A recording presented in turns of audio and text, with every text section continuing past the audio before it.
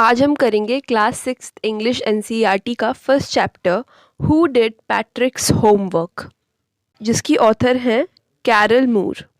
इस वीडियो में मैं एक शॉर्ट समरी दूंगी इस चैप्टर की, जिसमें कि सारे important points, in fact line by line सारी पॉइंट्स जो चैप्टर के हैं वो कवर हो जाएंगे। पैट्रिक कभी भी अपना होमवर्क नहीं करता था और वो कहता था कि उसे बहुत बोरिंग लगता है। वो बास्केटबॉल, हॉकी, नितेंडो एक गेम होता है, वीडियो गेम, वो ये सभी खेलने में लगा रहता था। उसके टीचर्स जो थे वो कहते थे कि पैट्रिक, तुम्हें तुम्हारा होमवर्क करना चाहिए, नहीं तो तुम कुछ भी नहीं सीख पाओगे। और हाँ, ये सच भी बात थी। पैट्रिक भी सोचता था कि हाँ, मुझे करना तो चाहिए, लेकिन उससे होता ही नहीं था। और कभी कभार वो इग्नोरेमस, यानी एक बहुत ही इग्नोरेंट, जो अनएजुकेटेड पर्सन होता है, वो फील करता था। यहाँ पे वर्ड है इग्नोरेमस। लेकिन वो क्या कर सकता था, उसे होमवर्क्स बिल्कुल भी करना पसंद नहीं था। एक दिन क्या हुआ, उसने अपनी कैट को एक लिटिल डॉल के साथ खेलते हुए देखा। उसने उसको ऐसे पकड़ के देखा कि कैट जो है वो किसके संग खेल रही है। वो ये सरप्राइज्ड हुआ देखकर कि वो एक डॉल नहीं थी। वो चौंक गया। तो डॉल नहीं थी, वो क्या थी? वो एक बहुत छोटा सा मैन था, एक आदमी था। और उसने क्या पहन रखा था? एक लिटिल वुल शर्ट, मतलब यानी एक ऊनी शर्ट पहन रखी थी। ओल्ड फैशन ब्रिचेस यानी जो ब्रीचेस होते हैं, ब्रीचेस यानी शॉर्ट पैंट्स जो होते हैं, वो पहन रखे थे उसने। और उसकी जो हैट थी वो जैसे एक विच की, एक जादूगरनी की जो तिकोनी हैट होती है ऊंची सी, वैसी थी। और उसने ज़ोर से चिल्लाया, सेव मी, और मतलब मुझे बचाओ, और मुझे जल्दी प्लीज़ उस कैट के दिल से बचाओ, और उस कैट को फिर से मत देना। और अगर तुम मुझे बचाते हो तो मैं तुम्हारी एक विश पूरी करूँगा। तो पैट्रिक को ये सुनकर विश्वास नहीं हुआ कि वो कितना लकी है, और सारी प्रॉब्लम्स का उसका आंसर उसे मिल गया था। तो उसने कहा कि ठीक है, मैं बचा तो लूँगा, लेकिन तुम्हें क्या करना पड़ेगा? मेरा होमवर्क। और इस सेमेस्टर के अंत तक, यानी जो ये टर्म, जो आपके first term, second term, third term चलते हैं, वैसे ही पैट्रिक कह रहा था कि इस टर्म के अंत तक जितना भी होमवर्क मुझे मिलेगा, वैसे ही तुम्हें भी मेरा होमवर्क करना पड़ेगा। और सेमेस्टर में कितने दिन बचे हुए थे? 35 डेज लेफ्ट थे। और अगर तुम एक अच्छी जॉब करते हो, मतलब अच्छे से मेरा होमवर्क करते हो, तो मुझे एज भी मिल सकते हैं। हर सब्जेक्ट में मुझे ए भी मिल सकता है। तो उसकी जो लिटिल मैन था, उसका फेस थोड़ा सा मतलब ऐसे मुरझा गया। उसने सिकोड़ा अपना मुंह। और जैसे हम किसी डिश क्लॉथ जो होता है, जैसे कि वॉशिंग, जो डिशेस को वॉश करने के लिए जो क्लॉथ यूज़ होता है, उन्हें पोंछने के लिए जो क्लॉथ यूज़ होता है, उसे जब किसी हैम्पर यानी किसी बास्केट में फेंकते हैं तो वो सिकुड़ जाता है ना, वैसे ही जो ओल्ड मैन का फेस था वो भी सिकुड़ गया। उसने अपने लेग्स इधर उधर फेंकने शुरू किए। उसने फिस्ट को ऐसे डबल करना शुरू किया, मतलब ऐसे मोड़ ली अपनी, मतलब ऐसे कर देते हैं, घूसा सा दिखाने लग जाते हैं, वैसे करने लग गया। और बहुत बुरा बुरा उसने शक्ल बनाई, और अपने लिप्स को ऐसे बिल्कुल भींच के बंद कर लिया, बिल्कुल ऐसे टाइट बंद कर लिया। उसने कहा कि अरे, मेरी तो किस्मत ही ख़राब है, लेकिन मैं ही करूँगा क्योंकि उसे बचना था कैट से। फिर क्या हुआ? तो जैसा उसने बोला था, वो उसने वैसे ही लिटिल एल्फ था वो छोटा सा आदमी, उसको एल्फ बोलते हैं। उसने पैट्रिक का होमवर्क करना शुरू किया। लेकिन वहाँ पर एक गड़बड़ थी। क्या गड़बड़ थी? वो उसे ग्लिच कहा गया है। ग्लिच यानी थोड़ी सी प्रॉब्लम। जो एल्फ था वो, उसे ही पता नहीं था कि अ, वो कैसे करे वो होमवर्क, और उसे हेल्प चाहिए थी।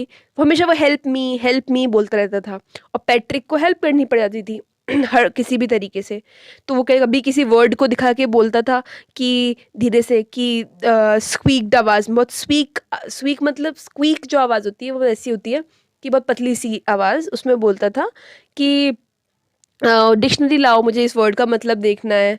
और एक एक करके उस वर्ड को पढ़ो, लेटर बाय लेटर, जैसे कि ए बी, जैसे कि कैट लिखा है तो CAT पढ़कर बताओ, ये तो उससे भी ज़्यादा ठीक होगा, ऐसे ऐसे करो। पैट्रिक को तब देखो, तब हेल्प मांगने की उसमें उस पर हुक्म चलाता रहता था।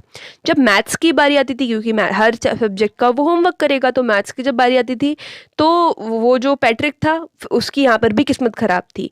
तो वो कहता था कि जो एल्फ था वो पूछता था टाइम्स टेबल्स क्या होते हैं, यानी टाइम्स टेबल्स मतलब टाइम टेबल नहीं, टाइम्स टेबल मतलब जो आप आप लोग 2 का टेबल, 3 का टेबल ये होते हैं ना, इन्हें टाइम्स टेबल कहते हैं। तो कहते हैं ये वाले टेबल क्या होते हैं, ये पहाड़े क्या होते हैं? तो एल्फ हमें चिल्ला के पूछता था, श्रीक्ड। और वो ये भी बोलता था कि हम एल्फ्स को तो इसकी कभी ज़रूरत ही नहीं पड़ती इन टेबल्स को पढ़ने की, या फिर कैसे भी उनकी ज़रूरत ही नहीं पड़ती। और जब एडिशन और सब्ट्रैक्शन, जो प्लस माइनस के क्वेश्चंस थे, डिविजन और फ्रैक्शंस के जो क्वेश्चंस थे, यानी डिवाइड और फ्रैक्शंस होते हैं, उनके क्वेश्चंस थे, तो वो कहता था इधर आओ मेरे बगल में बैठो और मुझे जब हिस्ट्री की बात आती थी तो उसमें भी एल्फ्स का हाथ बहुत कच्चा होता है, उन्हें भी उस मतलब यानी उस एल्फ को कुछ पता ही नहीं था हिस्ट्री के बारे में।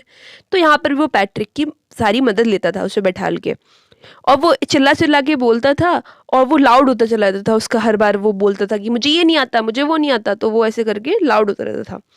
फिर वो कहता था पैट्रिक से कि जाओ लाइब्रेरी में जाओ, मुझे बुक्स चाहिए और ज़्यादा से ज़्यादा बुक्स चाहिए और तुम मुझे हेल्प करो उन्हें पढ़ने में। तो यहाँ पे हम देख रहे हैं कि पैट्रिक ने तो उससे बोला था कि तुम मेरा होमवर्क करोगे, लेकिन एल्फ जो है वो क्या करवा रहा है, पैट्रिक से अपना सारा होमवर्क करवा रहा है खुद ही। मतलब उसे इतना इन्वॉल्व रखता है कि पैट्रिक को तो आराम मिलता ही नहीं है, रेस्ट मिलता ही नहीं है, तो वही सारा काम एक तरीके से पैट्रिक से करवा रहा है।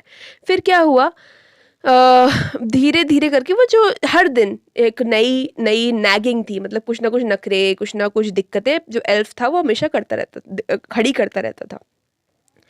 पैट्रिक जो था वो हमें हाँ बहुत ज़्यादा मेहनत कर रहा था और बहुत मेहनत कर रहा था, एंड वो बहुत उसके लिए बहुत ड्रैग था, मतलब बहुत ही काम वैसा होता है ना कि घिसट घिसट के काम करते हैं, बहुत ज़्यादा उसको बोरियत भी हो रही थी काम, लेकिन करना पड़ रहा था उसको।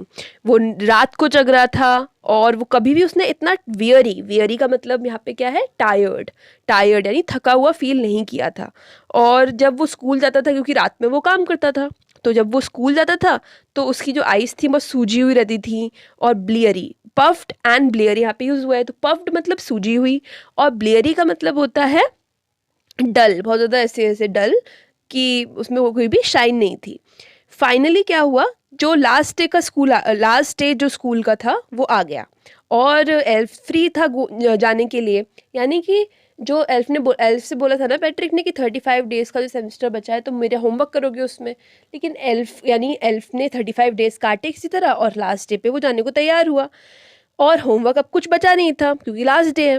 तो उसने बैक डोर से धीरे से स्लाइली यानी बहुत चालाकी से वो स्लिप करते हुए बाहर निकल गया और पैट्रिक को एग्ज़ाम में क्या मिला, ए मिले। और उसके क्लासमेट्स बहुत हैरान थे और उसके जो टीचर्स थे वो स्माइल कर रहे थे और बहुत तारीफ़ कर रहे थे पैट्रिक की। एंड उसके जो पेरेंट्स थे वो कह सकते हैं वो सोच रहे थे कि अरे ऐसा क्या हुआ, ऐसा क्या चमत्कार हुआ कि हमारा बेटा इतना पढ़ने लग गया, इतना पैट्रिक हमारा पढ़ने लग गया। और वो तो एक मॉडल किड था, यानी मॉडल किड यानी कि जिसे सब फॉलो करना चाहते हैं, जिसके जैसे सब बनना चाहते हैं, इतना अच्छा बच्चा। और उसने अपना रूम क्लीन किया, उसने चोर्स किए, वो चीयरफुल था, कभी रूड नहीं था और उसने एक नया पूरा एटीट्यूड डेवलप कर लिया था। मतलब वो अपना रूम क्लीन रखता था, सारे घर के चोर्स मतलब घर के काम, बहुत खुश रहता था, किसी से रूडली बदतमीज़ी से बात नहीं करता था और पूरा नया उसकी पर्सनैलिटी डेवलप हो चुकी थी। जैसे कि तुम देख सकते हो अंत में क्या हुआ कि पैट्रिक को लगता था कि उसने सारा अपना जो काम है वो उससे करवाया है, एल्फ से करवाया है। लेकिन जो राइटर है वो कहती हैं कि मैं तुमको एक सीक्रेट बताती हूँ, उसका जो सारा काम था वो पैट्रिक ने खुद किया था, वो एल्फ ने नहीं किया था। क्योंकि एल्फ तो सारा काम पैट्रिक से करवाता था, लेकिन पैट्रिक यही सोचता था कि नहीं एल्फ ने मेरा काम करवाया है। तो जो पैट्रिक में सुधार था वो पैट्रिक की वजह से खुद आया था।